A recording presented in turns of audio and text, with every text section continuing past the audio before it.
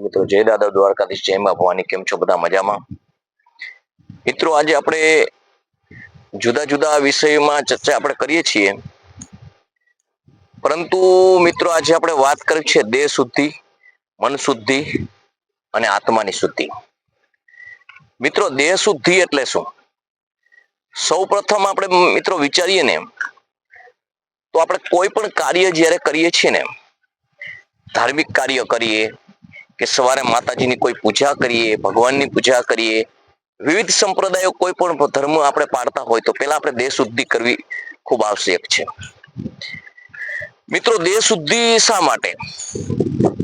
આપણે દેહ શુદ્ધિ કરીએ છીએ તો ભગવાન તો ભાવનાના ભૂખ્યા છે, માતાજી ભાવનાના ભૂખ્યા છે. માતાજી આપણી વૃત્તિ અને અંદરની શુદ્ધિ એ ખૂબ માયને રાખે છે, બહુ જરૂરી છે. તો મિત્રો દેહ શુદ્ધિ શા માટે કરવી? તો મિત્રો દેહ શુદ્ધિ એ માટે કરવી કે આપણે જે દિવસ દરમિયાન કે રાત્રિ દરમિયાન જ્યારે જ્યારે આપણી કોઈ પણ જીવનલક્ષી કાર્ય કર્યું છે, એની અંદર આપણે જ્યાં ત્યાં અશુદ્ધ જમીન ઉપર કે કોઈ અખાત ઉપર આપણે ગયા છીએ, આપણે એવી રીતે આપણે જીવનની અંદર કે ઘણું ઘણું નિત્યક્રિયા આપણે કરી હોય છે, તો એ દરમિયાન કે આપણા દેહમાં જે આપણને કોઈ ચામડીની તકલીફ હોય, કોઈ આપણને બીજી તકલીફો હોય, આ બધી જુદી જુદી જે બાહ્ય તકલીફો હોય ને એ દૂર થાય છે. આપણું શરીર હળવું થાય છે, શરીર સ્વચ્છ થાય છે.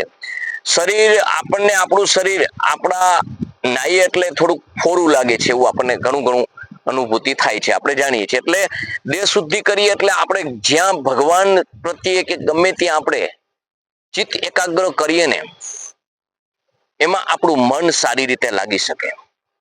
આપણે ચામડીની તકલીફ હોય તો દેહ શુદ્ધિ કરી હોય, કોઈ દ્રવ્ય સુગંધિત છાંટ્યા હોય, અથવા કોઈ એવા આપણે બીજા દ્રવ્ય છાંટ્યા હોય કે જે ચામડીને લગતા, તો આપણને કોઈ ખંજવાળ ન આવે, આપણે કોઈ પણ કાર્ય કરી શકીએ એની અંદર આપણે શાંતિથી બેસી શકીએ, અને આપણી પાસે કોઈ પણ બેઠું હોય એને પણ આપણી દુર્ગંધ ના આવે કે કોઈ પણ પ્રકારની તકલીફ ન પડે, આપણે સ્વચ્છ સારા દેખાઈએ.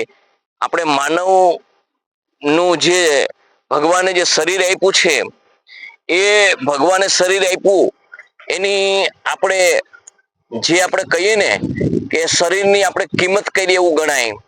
એટલે મિત્રો આવું જુદું જુદું આપણે જે દેહ માટે, દેહ શુદ્ધિ કરવા માટે આપણે ઘણું ઘણું કરીએ છીએ. એનું કારણ એક જ છે કે આપણે જે કાર્ય પછી કરીએ ને, એ કાર્યની અંદર આપણે સારી રીતે કોઈ અડચણ ઊભી ન થાય. આપણે નીચ શૌચક્રિયા બધી જે આપણે કરી હોય એ પછી આપણે જે દેહ શુદ્ધિ કરીએ ને, એટલે આપણું મન છે ને એ હળવું થઈ જાય, આપણે સ્વચ્છ દેખાય, આપણને ખુદને આપણો વજન કંઈક ઓછો થયો હોય એવું લાગે. એટલે મિત્રો આપણે કોઈ પણ ધાર્મિક કાર્ય કરતા પહેલા આપણે દેહ શુદ્ધિ કરીએ છીએ. એટલે આ દેહ શુદ્ધિ છે ને એ પ્રથમ પગલું છે.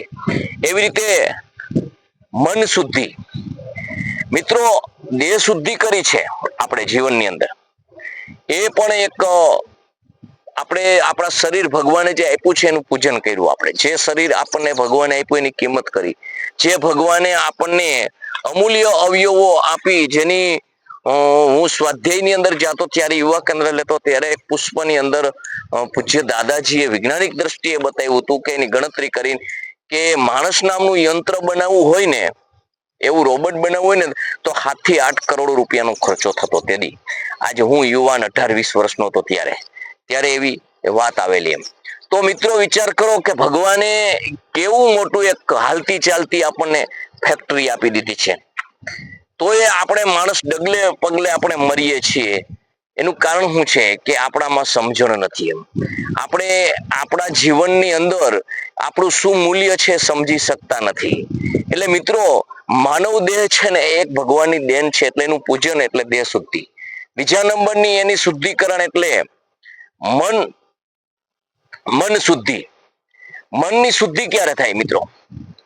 કે તમે કોઈ પણ કૃતિ કરો એની અંદર તમારો સ્વાર્થ હોય છે, પરંતુ એટલો સ્વાર્થ ન હોવો જોઈએ કે મારા સ્વાર્થના જે કારણે બીજો પાયમાલ થાય.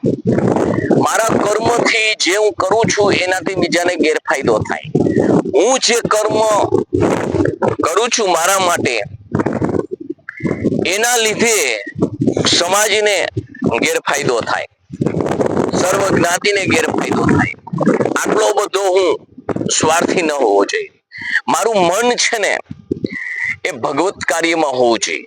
સર્વ પ્રત્યે સંભાવ હોવો જોઈએ, સર્વ પ્રત્યે પ્રેમ લાગણી હોવી જોઈએ. એટલે આ બધી છે ને એ મનની પૂજા છે, આ મનની શુદ્ધિ છે. આ મન જ્યાં સુધી શુદ્ધ ન થાય ને ત્યાં સુધી સારો ભાવ ન ઉત્પન્ન થાય, અને સારો ભાવ જ્યાં સુધી તમારા જીવનમાં ઉત્પન્ન ના થાય ને ત્યાં સુધી કોઈની લાગણી ઉત્પન્ન ના થાય.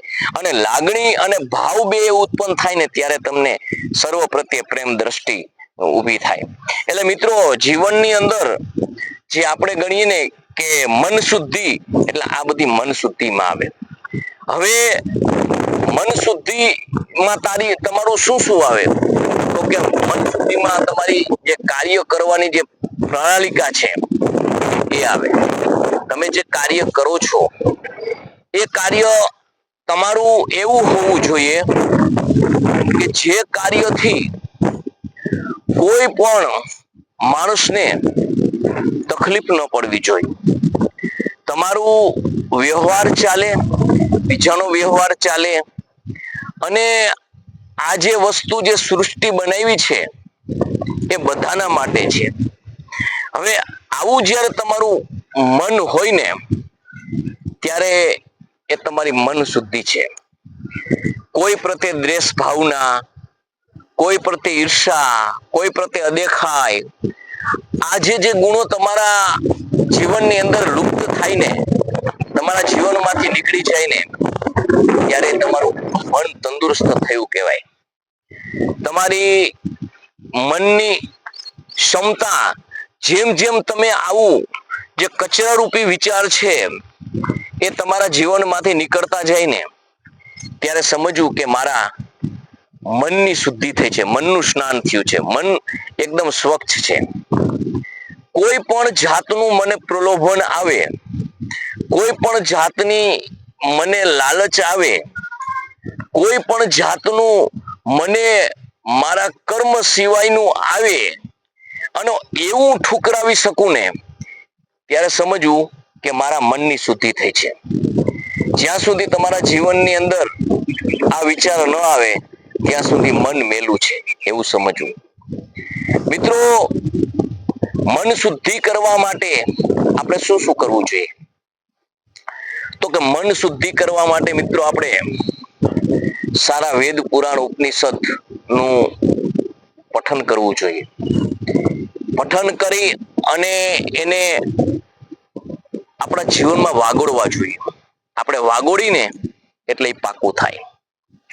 અને એ જે વિચાર છે એ મારું મન તંદુરસ્ત રાખવા માટે જ્યારે હું કોઈ પણ કૃતિ કરું છું ને એ સમક્ષ કૃતિ સાથોસાથ એ વિચારો મારા વણાયેલા હોવા જોઈએ, જેથી હું મારું મન ખરાબ ના થાય એ માટે કે કંઈ પણ મફતિયા વૃત્તિનું આવે એટલે તરત મને ઓલા વિચાર આવે કે મારાથી આ ન લેવાય, એટલે સમજી લ્યો કે મન શુદ્ધ થયું છે. અને આવી રીતે મિત્રો મન શુદ્ધિ થાય છે. હવે આપણે વિચાર કરીએ મિત્રો આત્માની શુદ્ધિ. આત્મ શુદ્ધિ ક્યારે થાય? આપણે પેલા જોયું કે તન શુદ્ધિ. તન શુદ્ધિ એટલે આપણે સ્નાન કરીએ, સુગંધિત દ્રવ્યથી નાહીએ, સુગંધિત દ્રવ્યનો આપણે છાંટવાનો ઉપયોગ કરીએ જેથી બીજાને આપણો દેહ સુગંધી દેખાય, કોઈ પાસે બેસી શકે, આપણું મન પૂજા કે પાઠમાં એકચિત થઈ શકે, આપણે મન ચિત્ત એકાગ્ર કરી શકીએ. આવી વિવિધ અને આપણને આપણું શરીર પણ સારું લાગે અને આપણને કોઈ પણ પ્રકારની અડચણ ન થાય આપણા શરીર રૂપી, એટલે આપણે દેહની શુદ્ધિ કરીએ. એવી આપણે વાત કરી મનની શુદ્ધિ. તો મનમાં કે મારી વિચાર પ્રણાલિકા સારી હોવી જોઈએ, મારો વિચાર જે છે એ સૌને ગમવો જોઈએ, મારી કોઈ પણ પ્રણાલિકાથી માણસને નુકસાન ન થાય, કોઈ પણ સૃષ્ટિને નુકસાન ના થાય, આવું જીવન અને આવું મન હોય એને કોઈ ભેદભાવ ન હોવો જોઈએ કોઈ પ્રત્યે. એટલે આ બધી મનની શુદ્ધિ. હવે આત્માની શુદ્ધિ એટલે શું?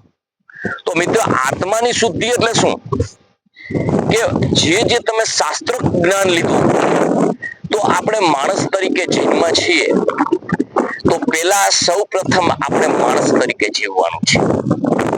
માણસ તરીકે આપણે જીવીએ કે પ્રત્યક્ષ માણસ છે એ ભગવાનનો બનાવેલો છે ને એ મારો ભાઈ છે. કોઈ પ્રત્યે ઈર્ષાની ભાવના, કોઈ પ્રત્યે અણગમો, ઊંચ નીચ, આવો મુદ્દો આપણા જીવનની અંદર ઉદ્ભવવો તો ન જોઈએ, પણ આવો વિચાર પણ ન આવે ત્યારે સમજી લ્યો કે તમે આત્મશુદ્ધિ થઈ છે. તમે પ્રત્યક્ષ ભગવાનને, પ્રત્યક્ષ દેવને તમે જેને માનતા હોય એનું જ સ્વરૂપે તમે એને જુઓ, ત્યારે સમજવું કે તમે આત્મશુદ્ધિ થઈ છે. તમારો આત્મા શું પરમાત્મા એ ક્યારે બની શકે એમ? અને આત્મા શુદ્ધિ ક્યારે થાય? તો કે તમારો આત્મા જે છે એની જે કિંમત છે એ બીજાના આત્માની પણ એ કિંમત છે. આત્મા એકદમ પવિત્ર કરવા માટે આપણા ઋષિ મુનિઓએ કે આપણા માનવીય જીવનની અંદર કે જે વિભાગ કર્યા છે, કે જે આપણે અમુક ઉંમર થાય એટલે ભગવાનને સુપ્રીત કરી દેવું જોઈએ. આપણું જીવન મોહ માયા બધું ત્યાગી, અને હું એમ નથી કેતો સંન્યાસ જ લઈ લેવો, પરંતુ જે આપણે તારું મારું કરી એ બધું છોડી દેવું જોઈએ. આપણી હારી ભગવાને સંતતિ આપી છે, તો એને આપણા સારા કર્મથી આપણે જીવા છે એવા કર્મનો જે મેં તમને વાત કરી, તન શુદ્ધિ, મન શુદ્ધિ અને આત્મ શુદ્ધિ, આવું બધું જ્ઞાન આપી, આવી બધી એને રીત સમજાવી, અને આપણે સર્વત્ર ભાર જે છે ને એ મારા વગર ચાલે નહીં ને એવો જે આપણા મનની અંદર છે ને એ બધું છોડી દેવું જોઈએ, અને ભગવાનને સમર્પિત થઈ જવું જોઈએ, ભગવાનનું કાર્ય કરવું જોઈએ. ભગવાનના વિચારો જે છે એ બીજાને વિચારો કહેવા જોઈએ, બીજાના પાસે સારા વિચારો છે ગ્રહણ કરવા જોઈએ.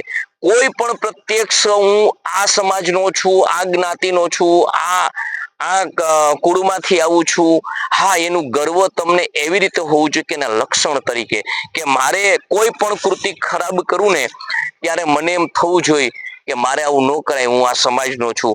પણ મારે એવો એ સમાજનો ઈગો એવો ન રાખવો જોઈએ કે આ સમાજનો છું એટલે આ સમાજ હારે મારે બેસાય નહીં, આ સમાજ હારે મારે રહેવાય નહીં, આ સમાજનો મારે એનું બેઠું ન હોય, હું ઊંચ છું એ નીચ છે.